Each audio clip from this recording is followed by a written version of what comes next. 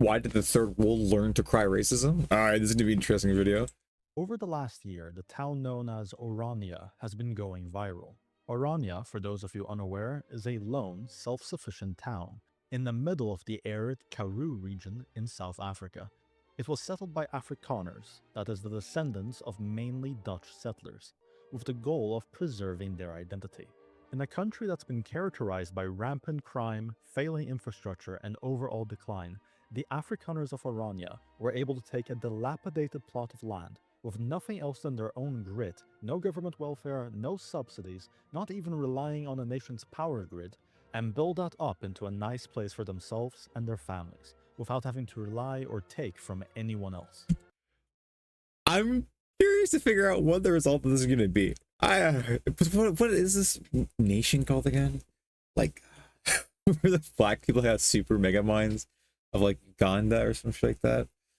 Of I don't know, it's the stupidest thing ever. But I wonder what happens when a small group of people who do extremely successful with very minimal or no resources, and the majority who often through tribal warfare scavenge for their own resources to continue to see pay for their tussles. I wonder what's gonna happen to them. So naturally, the remainder of the country, which had the entire nation's territory, natural resources, and advanced infrastructure, and ruined it all, and didn't even care about Orania up until the Afrikaners made it into a nice place, have decided that they want a peace. Oh, there They you go. allege that the Afrikaners, by practicing their right to freedom of association, are actually a second form of apartheid, a town of racists for daring to try to preserve their unique identity and the fruits of their labor. I find that to be an annoying thing, even like now. I live in Quebec, right? We have this very similar parallel systems, but not extremities that probably be implemented here. More or less the fact that due to Quebec and Canada having its own separate culture, environment, and language systems. Because, for instance, in all across Canada, you can get served with an English and French, and here you're only served in French with some, I think, like two or three exceptions. The first one being grandfathered in, which I am, meaning that before they had these laws implemented, you spoke English as a primary language. You went to an English institution, that being elementary or high school, or you are an immigrant that came from another country or maybe another province that's applicable. But I primarily here for other countries, and you have a 6 month grace period, and it's usually it's not reinforced. They don't contact to make sure X, Y, and Z. But if they do, I believe they do try and like fact check you on it, and you don't have proof, you can get a massive fine. And I never heard anyone getting jail time. But I did see some fines allegedly, and I never continued them.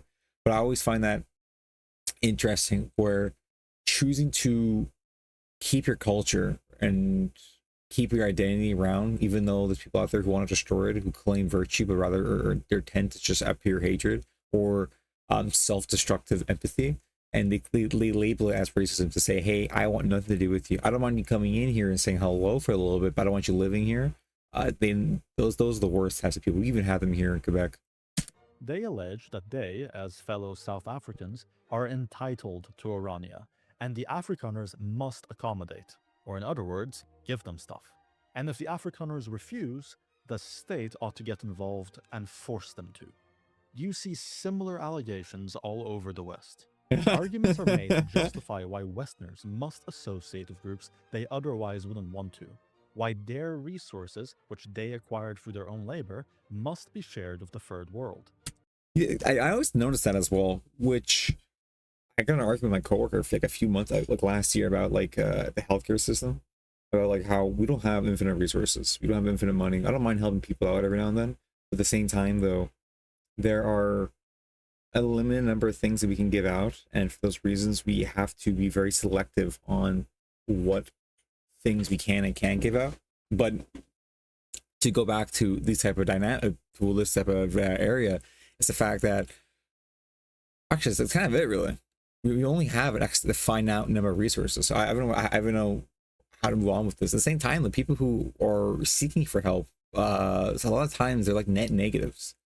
The amount of money you have to allocate into these people, or by money, these Like, by this I mean resources, because it's kind of like a mutual system. Resources is money because you can get infinite number of things. At the same time, though, that was just costing more money because it's a max number ratio per dollar type of wise, right?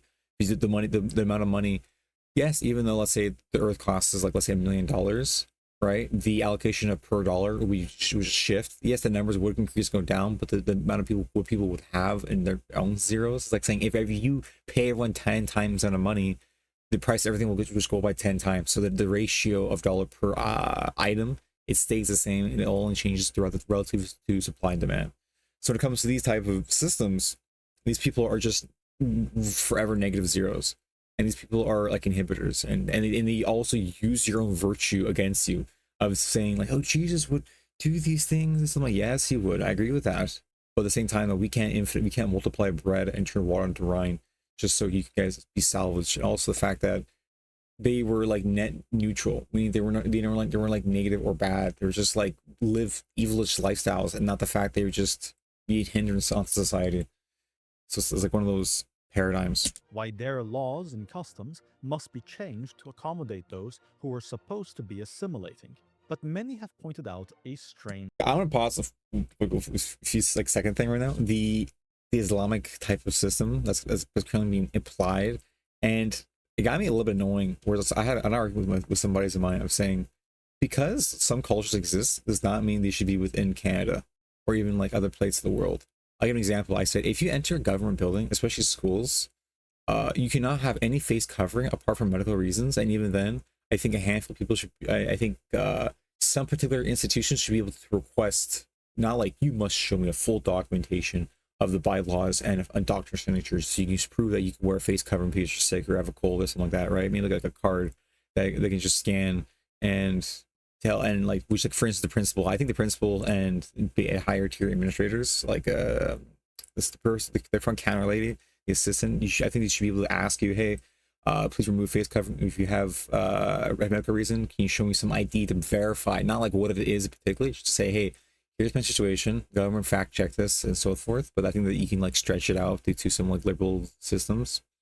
But I think when it comes to these things, it's like like in, for instance, Islamic women, especially the traditionalists, can't really show their face coverings in public apart from to the sisters and like other females, and very, very, very close relatives. And I said like that's fine in their own private domiciles, but in the outside world, that's uncomfortable, and I don't like that. And people acquire racism for it. I think that's stupid.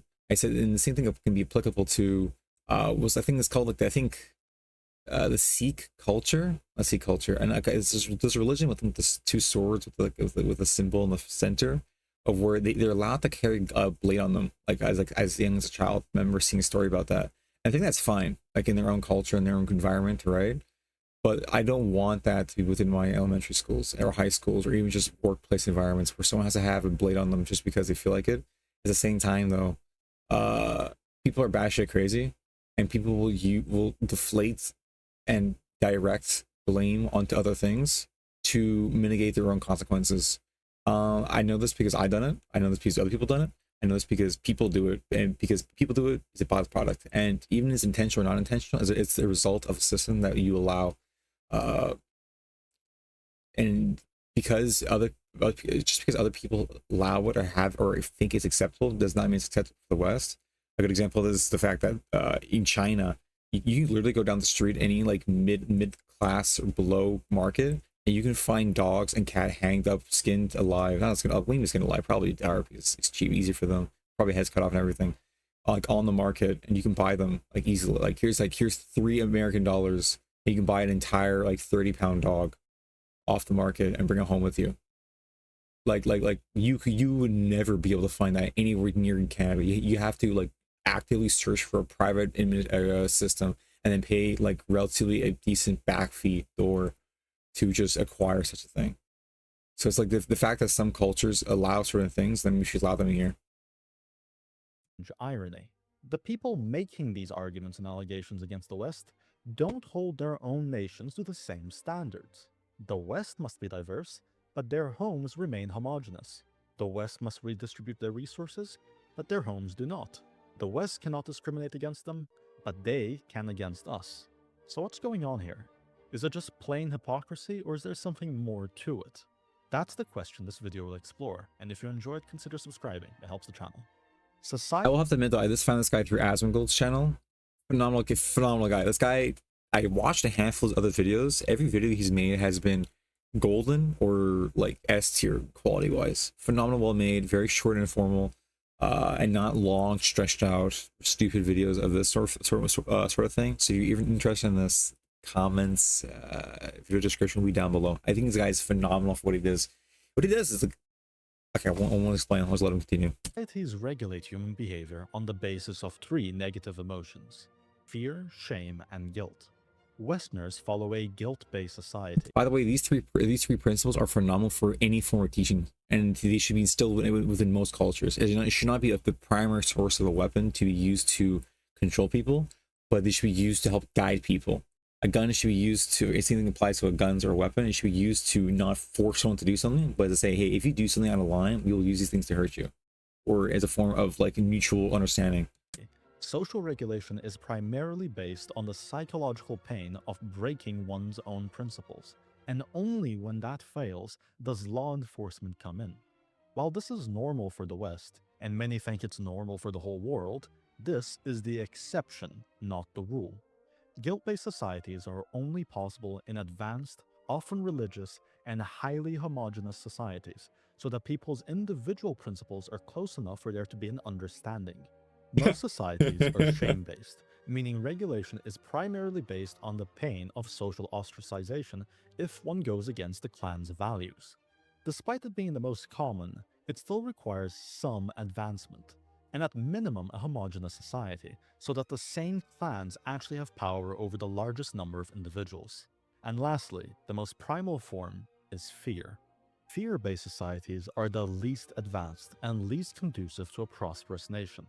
But their advantage is that they work anywhere, regardless of circumstance. In fear-based societies, the only calculations are, if I do X, then others will hurt me, so it's not worth it. And if someone else does X against me, I will hurt them, so they won't do it. Such a straightforward system means you have no need for homogeneity. You can integrate whoever you want because values don't matter, only strength does. For obvious reasons, people don't like the system. It's inefficient, and its might makes right. The issue is, when you break homogeneity in a society... So, okay, I don't understand the full principles, the full extent. Maybe I want to explain this just so I can wrap my head around this to see if there's any missing nuance. A fear, what was the term to use? A fear-based societies is the idea of, instead of using reasoning and logic and morality to dictate the rights and wrongs, it's using the might of man. Whoever has the strongest fist will dominate, and it's that often people who use the strongest hands are often the ones who are in the wrong. Not the wrong, but the ones who are, when they're in the wrongs and they're in control, it leads to damnation of the nation, not only themselves but others around them. I think that's the implication of this. This means I don't know the full extent. Maybe I didn't grasp it very well, but hopefully that's the so implication. Much, to the point where aligned principles and clan values can't enforce social order, fear is automatically in charge. You can moralize all you want, it doesn't matter. When there are too many different peoples with competing value systems, it's what you get. It's the same reason we don't waste our time trying to moralize carnivores versus herbivores in the wild. Herbivores put a lot of effort into being able to digest plants and create the necessary nutrients from it. It's hard work, requiring extensive specialization. A different animal, which is struggling to get the nutrients they want, could also maybe, over many generations, adapt to be able to produce those same nutrients as the herbivores. But that's difficult. Wouldn't it just be easier to just take the already processed nutrients forcefully? Is it immoral that some species have adapted to be carnivores? Is it immoral that some have adapted so much towards carnivory that they are actually fully unable to digest plants and have to prey on other animals to survive? When it comes to such situations, the question of morality is irrelevant. The only question that matters is if it's easier. Herbivores will be eaten by carnivores if they don't have the means to defend themselves. The same is true for the plants that the herbivores eat. Because others already worked hard to get something valuable, it's simply more energy efficient to take that than make it yourself. You can argue that if we were all photosynthesizing plant, we'd have the most energy efficient situation, as no energy would have to be lost in hunting or defending, and everyone would be able to self sustain. And that's true, but also irrelevant. Some are simply not capable of learning to photosynthesize. Some are capable, but get far greater immediate rewards by not doing so. Naturally, this concept extends beyond just plants and animals. I don't know why this principle sounds kind of a little bit of like communism, I guess you can say, in which everyone can contribute to a greater goal. At the same time, though, um, it's much easier to take from everyone else than it is to work your ass off for it. It's kind of like joining in a Minecraft server much later on and then having to enjoy the reap of the rewards or just nitpick the micro things you want rather than just rather than working since the beginning to acquire all the resources to begin with. I guess it's kind of like the idea of it. That's how I'm interpreting it a little bit. Whenever you make something desirable that's hard to make, you are incentivizing others to take it from you, because it's easier to take than to make it themselves. That is a very valid point. The same thing applies to Ark Survival. The amount of hours I spent on it, like the amount of times I thought, "Hey, I needed here's a good example, right?" I was playing official Ark Survival on the PS4. I hated mining iron. I did not like mining iron. I thought it was stupid. It was the most tedious nuisance thing. So what I used to go do, and it was like a 20 times speed process, as I would go around to the mediocre bases in the neighborhood, and I would extort them for the resources with my T-Rex and tell them, hey, if you give me all of your iron, I will leave you guys alone.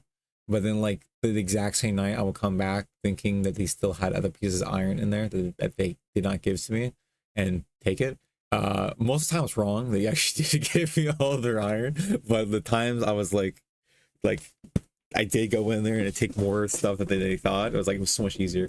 But the thing is, these like I don't have to be there. All I have to do is be there when they finish or at the end result, and then just nab all their stuff. I think that's why people love those type of games. It's just like or those cocks who wait at the end zone an extraction games, wait for the actual people to go through all the hard fruit and labor, and when they get to the extraction zone, a few seconds before the extraction comes, they just kill them and like spontaneously grab their shit and they dip, and it's like, oh, okay, phenomenal. This guy just spent 5 hours collecting all these stuff for one kunk to just snipe him and then take all the shit, and that's everyone, and they're happy. Okay, phenomenal. This is true for valuable craftsmanship, for architectural wonders, for hard to extract resources, and for civilization itself. And if they don't share your personal principles, or they don't follow your clan's rulings, then they will act upon this principle. Not because they're evil, at least not in the way we define it, but because it's easier.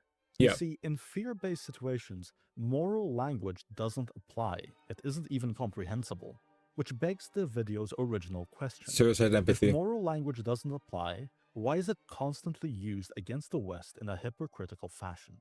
The answer is simple. Why do cats mimic the sounds of birds? The cat neither understands the sound they are making, nor do they understand the mechanism by which it gains the trust of birds. All they know is, by making those sounds, the birds lower their guard. Likewise, when they cry racism, discrimination, etc., they know they get resources, welfare, and preferential treatment by the authorities. They don't really understand why. If anything, they probably think it's stupid, but it works. So there's no I think they do know it's stupid. That's why they don't use it for themselves. By using themselves, I mean when we cry racism, for instance, was it the Carlos Anthony situation? The guy who got stabbed. I think okay, don't quote me the name, but just think of the context, right? People are making fun of his death, doing dances based about race around it, and they called racism. All they do is point fun at you. But when you made fun of the guy getting stabbed for being a fucking a retard for allowing that shit to happen, then they got mad at you for doing those type of things. And I think there's like a universal principle for everyone in which every joke is funny except for the ones that personally affect you.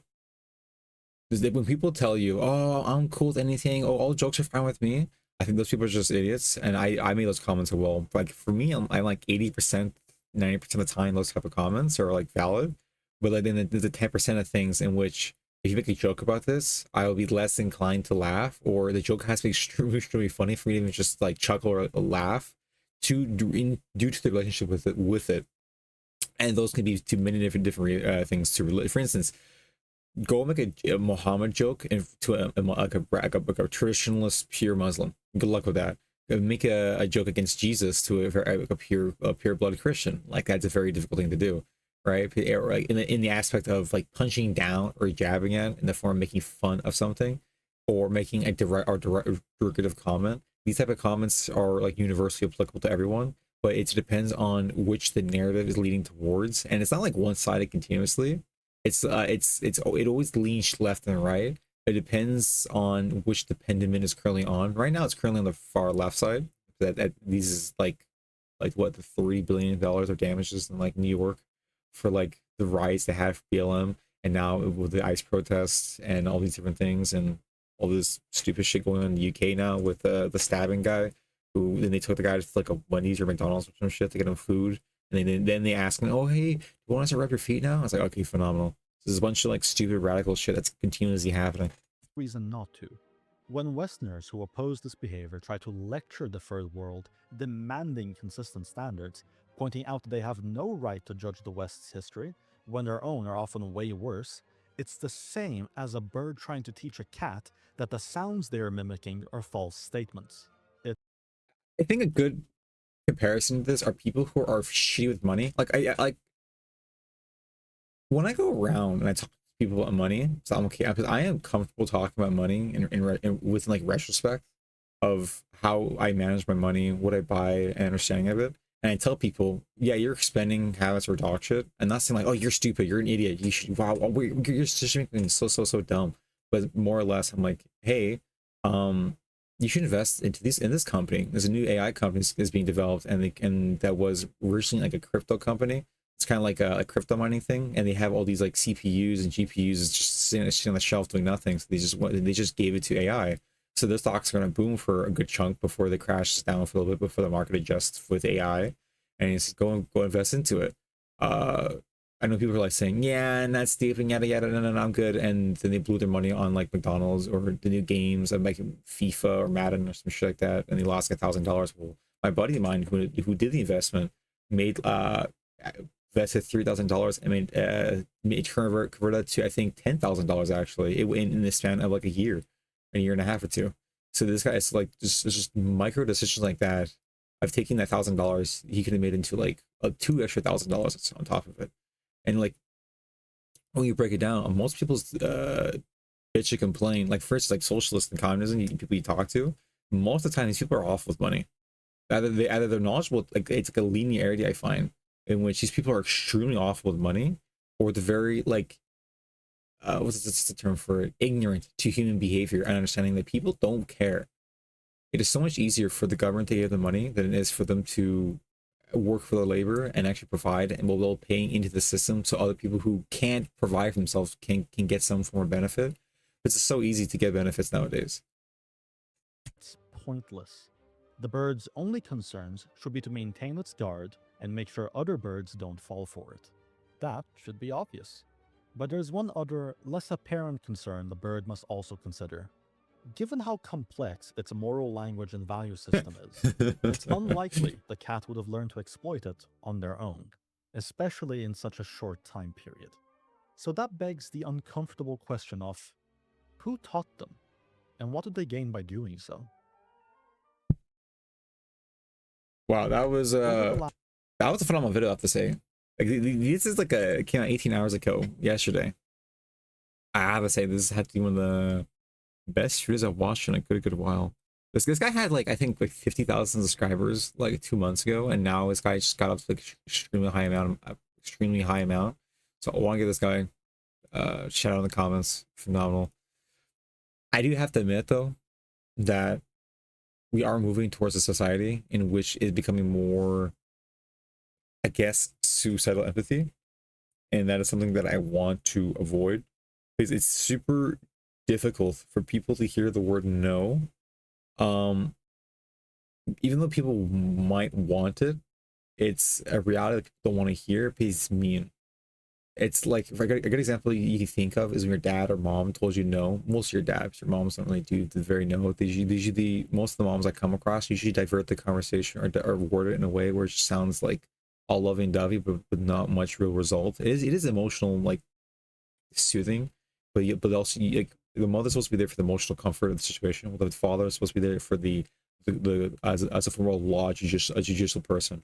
The one who says the yeses and nos of the cans I can't do, well the mom are supposed to keep you the emotionals intact, so you can understand how to navigate both ends of the stick, how to keep yourself sane, and that when you go out of line of these principles, your father's the one supposed to like not beat you into it but force you into it. And because we lost that type of dynamic now with the new excess of uh family dynamic principles, that those type of systems have now shifted. So I think this again phenomenal video. I'll probably keep watching more of this guy because I want to see what other things he produces later on. And I think we have one more video coming up eventually anyways. So hope you guys watch, enjoy, and so we'll see you guys tomorrow.